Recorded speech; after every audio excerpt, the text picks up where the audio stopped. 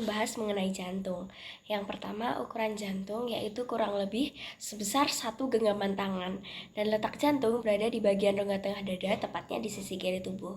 Fungsi jantung yang utama dan yang paling penting yaitu memompa darah yang mengandung oksigen dan mengedarkan darah ke seluruh tubuh, memastikan suplai oksigen dan nutrisi yang cukup untuk sel-sel dan seluruh tubuh, serta membersihkan tubuh dari hasil metabolisme.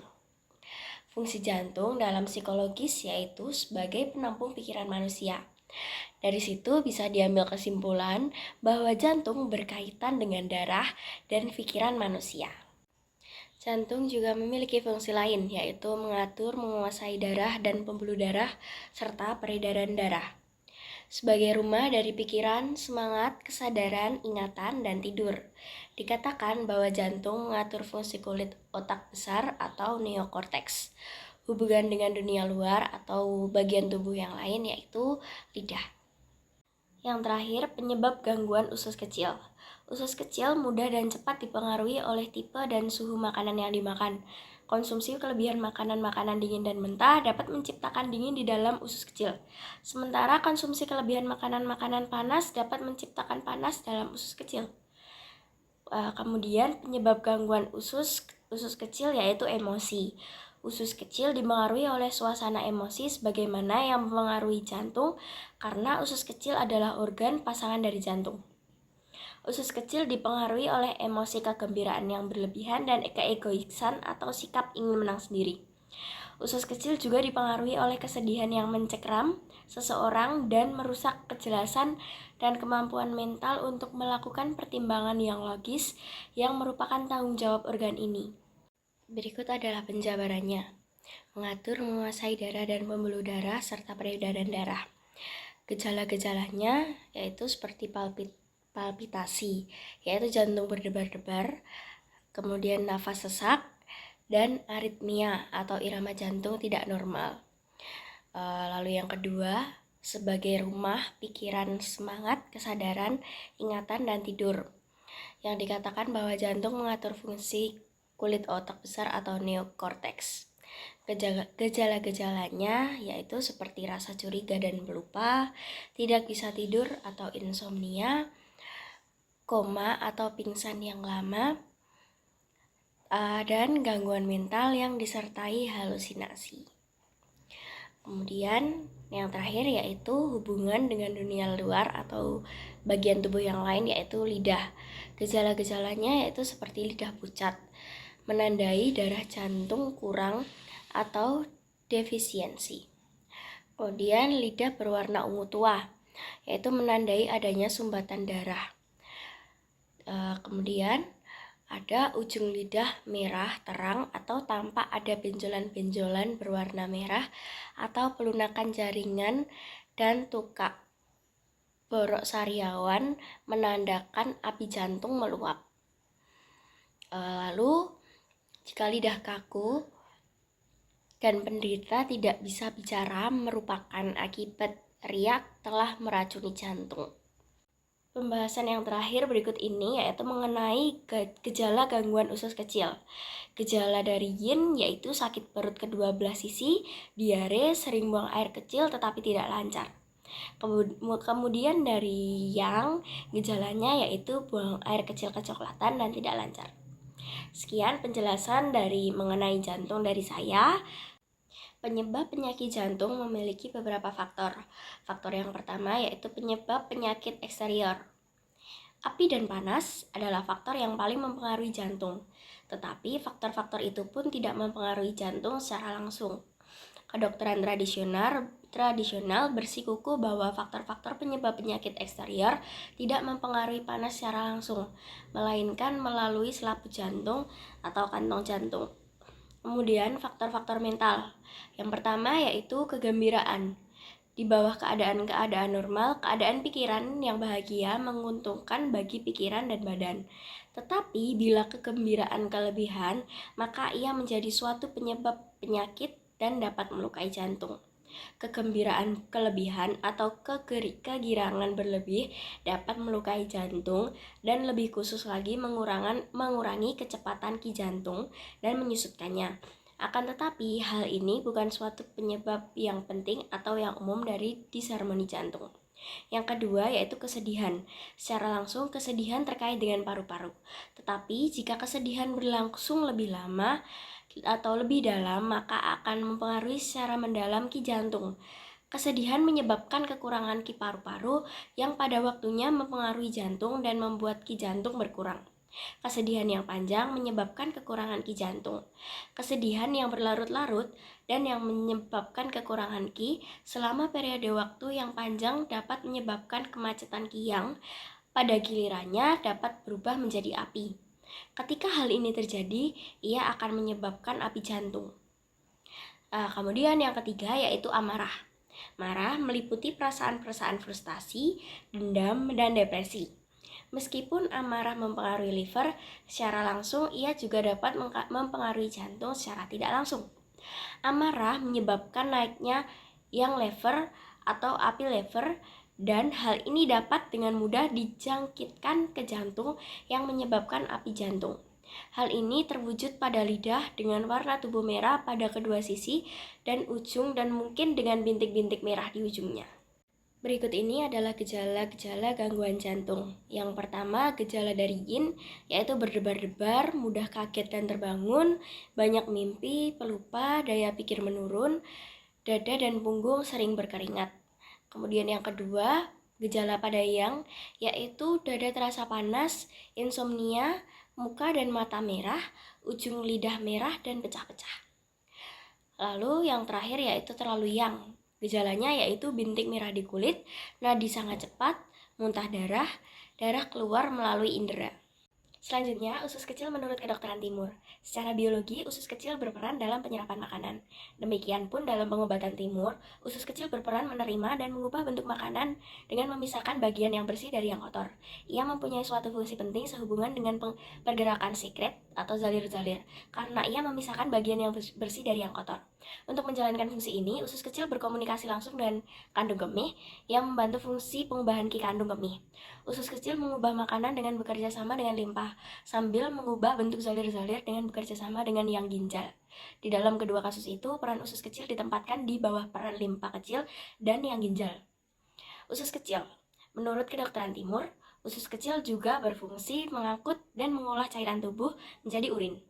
Gejala-gejala yang muncul akibat gangguan fungsi ini adalah disuria atau susah kencing atau sakit waktu kencing yang diakibatkan ada panas dan lembab di dalam usus kecil atau urin sedikit dan berwarna tua.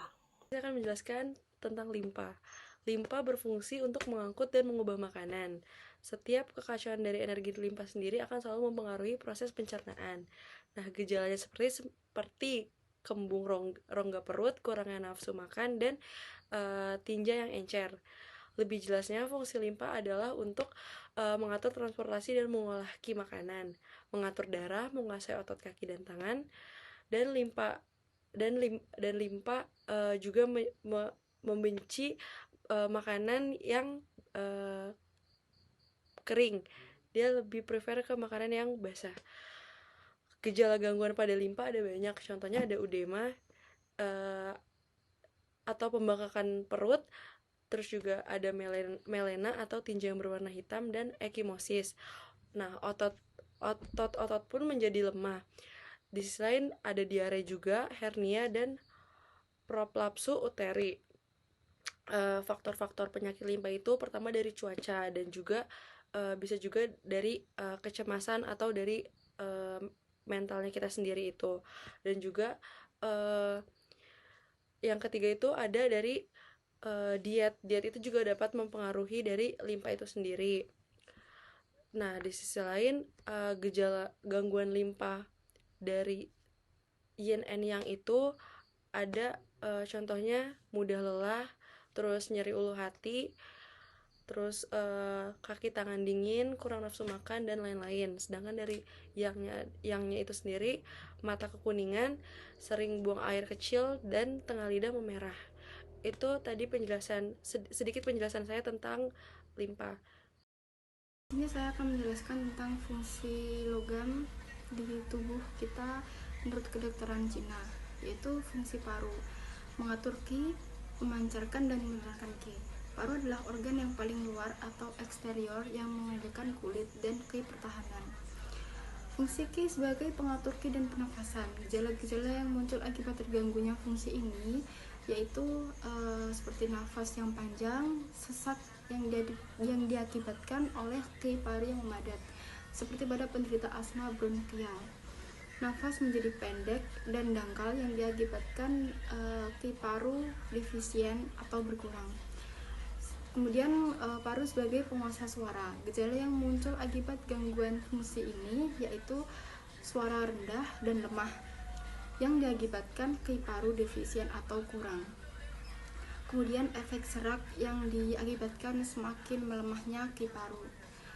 Kemudian fungsi paru menguasai kulit dan rambut atau bulu, yaitu mengatur terbuka dan tertutupnya pori-pori pada kulit. Akibat gangguan pada fungsi ini adalah kulit kendur yang diakibatkan energi paru berkurang. Kemudian paru membuka ke hidung. Gejala yang muncul akibat gangguan pada fungsi ini yaitu hidung tersumbat, keluar ingus, bersin, dan daya penciuman yang hilang atau tidak bisa mencium aroma sama sekali begitu. Kemudian energi paru yang harus jernih dan turun ke bawah. Gejala-gejala yang muncul akibat gangguan pada fungsi ini ialah batuk dengan banyak riak atau dahak dan sembab di wajah atau muka, seperti orang yang sedang tidak enak badan. Paru adalah organ yang sangat gampang sekali dan rentan untuk terkena penyakit dari luar, karena paru merupakan organ yang paling mudah dan dipengaruhi secara langsung oleh faktor-faktor penyebab penyakit, khususnya seperti angin, api, dingin, panas, kelembapan, dan kekeringan. Hal ini karena organ ini sebagai pengendali kulit dan paling eksterior, karena kerentanannya pada serangan atau faktor-faktor penyebab penyakit. Maka organ ini kadang disebut dengan organ yang rapuh dan mungkin bisa dibilang sangat rapuh. Penyebab penyakit luar akan masuk ke dalam tubuh kita dan pertama kali akan terlibat suatu pertarungan dengan ki pertahanan yang dijaga oleh paru. Pertarungan ini bisa merusak fungsi paru dalam memancarkan dan menurunkan ki, sebagai muncul gejala seperti sakit di badan, sakit kepala, keengganan terhadap dingin, bersin, hidung tersumbat, dan yang lain-lain. Paru ini juga memiliki penyebab penyakit yang banyak, yaitu emosi-emosi. Suasana psikologis yang terpengaruh ke organ logam adalah kesedihan. Nah, kesedihan yang berkepanjangan akan memancarkan ki paru yang selanjutnya akan menguras ki paru. Di samping kesedihan, kecemasan atau kekhawatiran juga mengganggu paru-paru. Kecemasan yang berkepanjangan akan mengikat ki paru yang selanjutnya akan menyebabkan kemacetan ki paru. Dan berikutnya adalah gaya hidup. Seseorang yang bekerja dalam posisi duduk membungkuk seperti ini setiap hari akan melemahkan ki paru, karena posisi seperti itu akan mengganggu aliran pernafasan. Dianjurkan agar orang dengan posisi kerja seperti mengambil waktu jeda bisa 3-4 jam sekali untuk mengendalikan pernafasan yang panjang atau mengatur nafas kembali, melancarkan pernafasan begitu. Ada pula gejala paru. Yang pertama ada yin, yaitu banyak dahak putih atau encer, sesak nafas yang lemah, takut dingin, muka pucat dan batuk, asma. Bila sangat berat tidak dapat berbaring, mudah berkeringat, mudah masuk angin, suara lemah, dan nafas lemah. Dan yang kedua ada yang batuk dahak kuning kental, biasanya bercampur dengan darah, sesak nafas, asma, hidung tersumbat, permukaan kering, dan badan panas atau demam.